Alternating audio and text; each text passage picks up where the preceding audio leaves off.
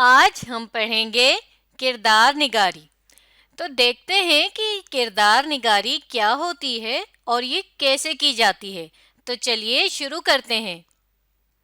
تو پہلے ہم اس لفظ کے معنی دیکھ لیتے ہیں۔ جیسا کہ ہم جانتے ہیں کہ نگاری لفظ نگار سے بنا ہے اور اس کے معنی ہوتے ہیں لکھنا، اور کردار یعنی جس کے بارے میں لکھا جائے۔ تو اب ہم دیکھ لیتے ہیں کہ اس کی تعریف کیا ہوتی ہے۔ تو ہم نے اس کے معنی لکھے کہ کردار کے بارے میں لکھنا، اور تعریف اس کی یہ ہے کہ کسی بھی جاندار یا بے جان کے بارے میں لکھنا۔ اب یہ بارے میں لکھنا سے مراد یہ ہے کہ اس کی جتنی بھی خصوصیات ہیں، جو بھی اچھائی برائی اس چیز میں موجود ہے، وہ چیز کوئی جاندار بھی ہو سکتی ہے، یعنی کوئی شخص بھی ہو سکتا ہے، جانور پرندہ، اور اسی طرح کوئی بے جان چیز بھی ہو سکتی ہے۔ تو اس کے بارے میں اس کی کوالٹیز کو جب ہم لکھیں گے تو وہ کہلاتی ہے کردار نگاری۔ جیسا کہ مثال کے طور پر یہاں میں نے ایک اقتباس لکھی ہے جو سبق ایک تھا بادشاہ، جس کے مصنف مرزا ادیب ہیں، سے میں نے لی ہے۔ پہلے اسے پڑھ لیتے ہیں۔ مغل بادشاہ اکبر بہت سمجھدار، ذہین، جہاں دیدہ حکمران تھا۔ اس نے اپنی سلطنت کو چلانے کے لیے مختلف امور کے مشیر مقرر کر رکھے تھے، جن میں 9 مشیر لوگوں میں 9 رتن کے نام سے مشہور ہوئے۔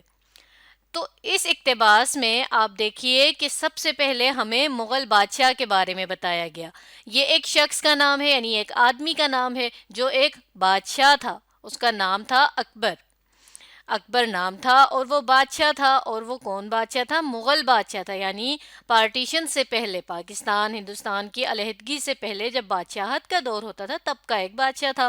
اور پھر اس کی کیا خصوصیات ہمیں بتائی گئیں کہ وہ سمجھدار، ذہین اور جہاں دیدہ یعنی جس نے دنیا دیکھ رکھی ہو تھا، اور حکمران تھا یعنی بادشاہ تھا، اس کے انڈر میں ایک پوری سلطنت تھی، حکمرانی میں تھی۔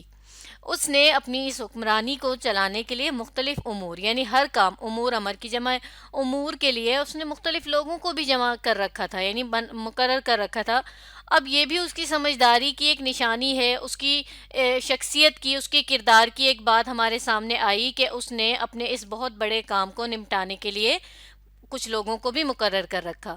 پھر ان 9 لوگوں میں خاص جو 9 اس کے مشیر تھے، جن سے وہ مشورہ کرتا تھا، وزیر تھے، وہ مشہور تھے کس نام سے؟ 9 رتن کے نام سے مشہور تھے۔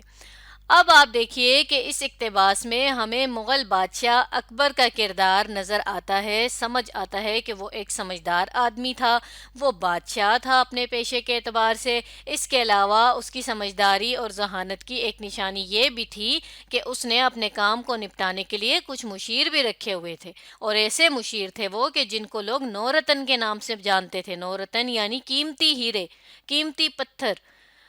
تو اب آپ نے دیکھا کہ اس اقتباس میں ہمیں کیسے پتہ چلا کہ کردار کون سا ہے؟ ظاہر ہے ہمیں نام سے پتہ چلا کہ اس میں نام موجود ہے اکبر، اور پھر اس کا پیشہ ہمیں پتہ چل رہا ہے، اس کی کوالٹیز ہمیں اس اقتباس میں پتہ چل رہی ہیں۔ تو یوں ہم دیکھتے ہیں کہ کسی بھی اقتباس میں وہ نظم بھی ہو سکتی ہے، وہ نثر بھی ہو سکتی ہے۔ چلیے یہ بھی ہم یہاں لکھ لیتے ہیں۔ تو یہ ہم نے یہاں لکھ لیا کہ وہ کردار کسی نظم میں بھی ہو سکتا ہے اور نثر میں بھی ہو سکتا ہے۔ اب ہم نے یہ بھی جانا تھا کہ وہ کوئی جاندار بھی ہو سکتا ہے اور بے جان بھی۔ تو یہاں پر جو مغل بادشاہ ہے، ظاہر سی بات ہے یہ ایک آدمی ہے تو جاندار ہے، اس لیے ہمیں یہ پتہ چلا کہ یہ جاندار کردار ہے۔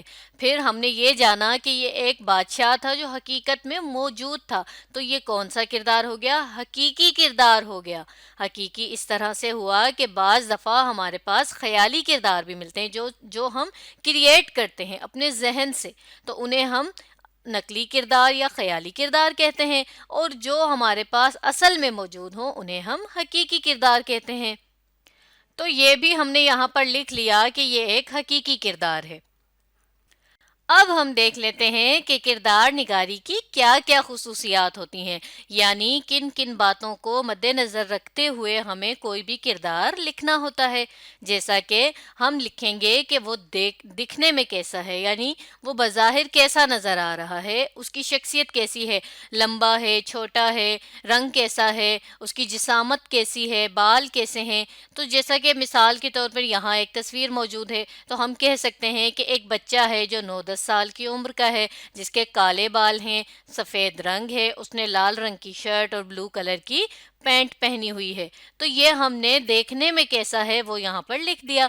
پھر دوسرا پوائنٹ یہ ہے کہ اپنے آپ کو وہ ظاہر کیسا کر رہا ہے، یعنی دکھنے میں تو وہ جیسا بھی لگ رہا ہو مگر وہ اپنے آپ کو ظاہر کیسا کر رہا ہے، اس کی باتوں سے یہ ہمیں پتہ چلے گا۔ یعنی جب وہ بولے گا یا وہ کوئی ایکٹ کرے گا تو ہمیں پتہ چلے گا کہ کیا وہ جیسا دکھنے میں ہے ویسا ہی اصل میں بھی ہے یا نہیں۔ تو یہ تینوں پوائنٹس تو آپس میں بہت زیادہ کنیکٹڈ ہیں، یہ اس سے کنیکٹڈ ہے اور یہ والا اس سے کنیکٹڈ ہے۔ پھر ہم یہ دیکھتے ہیں کہ کسی بھی کردار کو لکھتے ہوئے ہمیں اس چیز کا خیال رکھنا چاہیے کہ اس میں ہم کردار کے اچھے اور برے دونوں پہلوؤں کو نظر میں رکھیں۔ یعنی ایسا نہ ہو کہ کسی کردار کی ہم صرف اچھائیاں بیان کر دیں اور برائیاں بھول جائیں، تو ایسا تو نہیں ہوتا۔ یہ تو ایک نیچرل چیز ہے کہ ہر انسان میں اچھائیاں اور برائیاں دونوں موجود ہوتی ہیں، تو ہمیں کسی بھی شخص کا کردار لکھتے ہوئے اس چیز کا دھیان رکھنا ہے کہ ہم اس کی اچھی باتیں بھی بتائیں اور اس کی بری باتیں بھی بتائیں۔ تو چلیے اب اس چیز کو ہم ایک اور مثال سے سمجھتے ہیں۔ تو ہمارے پاس یہاں ایک عبارت موجود ہے، یہ اقتباس ہم نے چچا چھکن نے تصویر ٹانگی سبق سے لی ہے، جس کے مصنف امتیاز علی تاج ہیں۔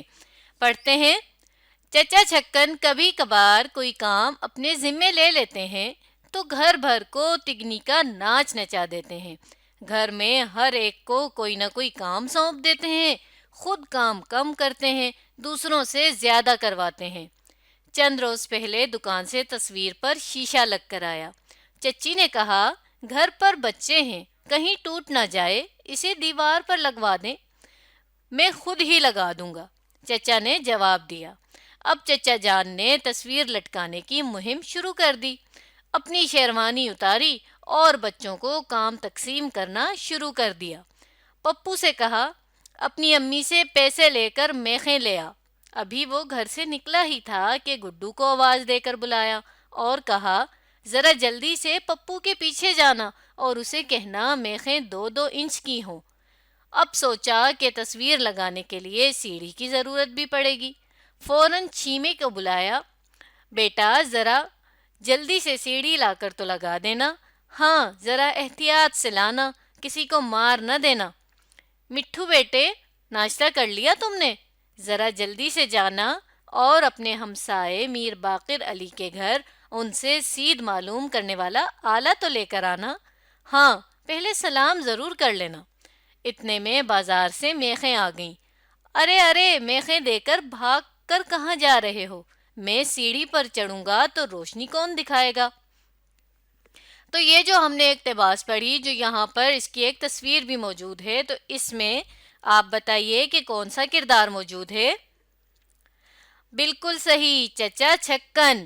اب چچا چھکن کے بارے میں یہ پورا اقتباس لکھا ہوا ہے کہ وہ جب کوئی کام اپنے ذمے لیتے ہیں تو کیا کرتے ہیں کہ پورے گھر کو نچا دیتے ہیں۔ تگنی کا ناچ نچانا یعنی پورے گھر کو جو ہے وہ پریشان کر دیتے ہیں، کبھی ایک کو کام دیا، دوسرے کو کام دیا۔ اب وہ خود تو کم کر رہے ہوتے ہیں لیکن دوسروں سے زیادہ کرواتے ہیں، مگر ظاہر کیا کرتے ہیں کہ وہی کام کر رہے ہیں۔ جیسا کہ یہاں انہوں نے چچی کو جواب دیا کہ میں خود ہی لگا دوں گا۔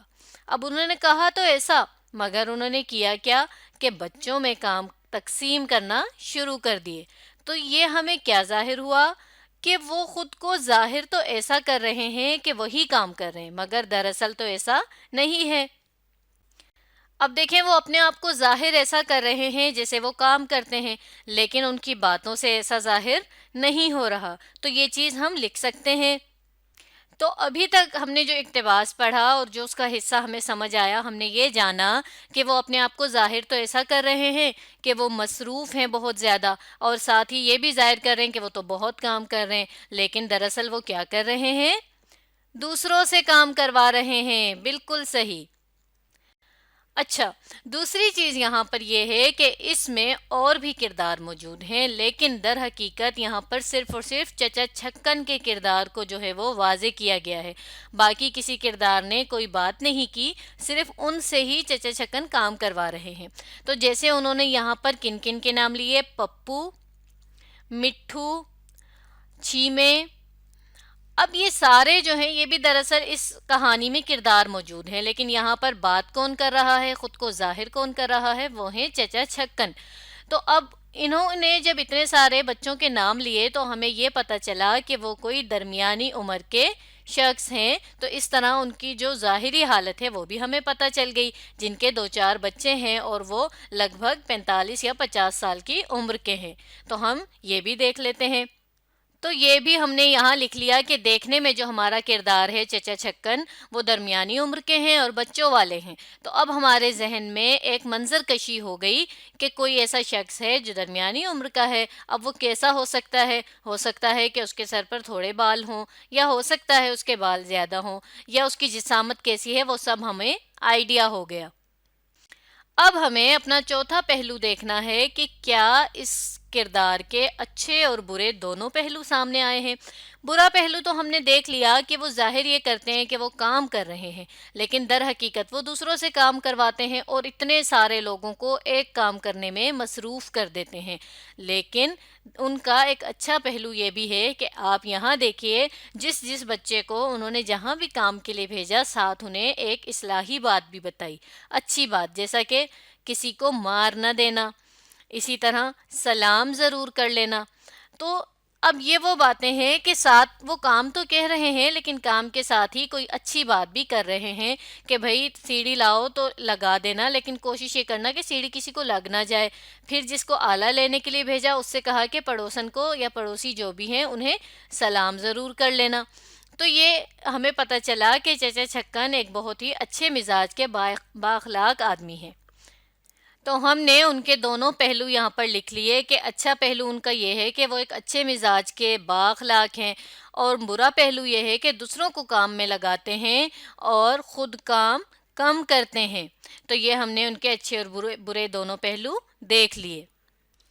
تو یوں ہمیں سمجھ آیا کہ کسی بھی جاندار یا بے جان کا جب کردار لکھنا ہو تو وہ اتنا دلچسپ ہونا چاہیے، اتنا مزے کا ہونا چاہیے کہ پڑھنے والے کے ذہن میں اس کی ایک تصویر بن جائے۔ جیسا کہ ہم نے جب یہ پڑھا تھا تو ہمارے ذہن میں ایک رکھ رکھاؤ والا ایک بڑا ہی سمجھدار قسم کا بادشاہ ذہن میں آ گیا۔ اسی طرح جب ہم نے چچا چھکن کے بارے میں پڑھا تو ہمارے ذہن میں ایک انکل سے ذہن میں آ گئے کہ وہ ایک انکل ہیں اور وہ خود کام کم کر رہے ہیں، دوسروں سے کروا رہے ہیں۔ تو یہ کردار نگاری کی خاصیت ہے لازمی کہ کردار لکھتے ہوئے اتنا اس کو ہم نے انٹرسٹنگ بنانا ہے، مزیدار بنانا ہے کہ پڑھنے والے کے ذہن میں ایک تصویر سی بن جائے۔ اب آپ نے اس ویڈیو کو دوبارہ دیکھنا ہے اور کردار نگاری کو سمجھنے کی کوشش کرنی ہے۔ اس سے اگلا حصہ ہم اگلی ویڈیو میں پڑھیں گے۔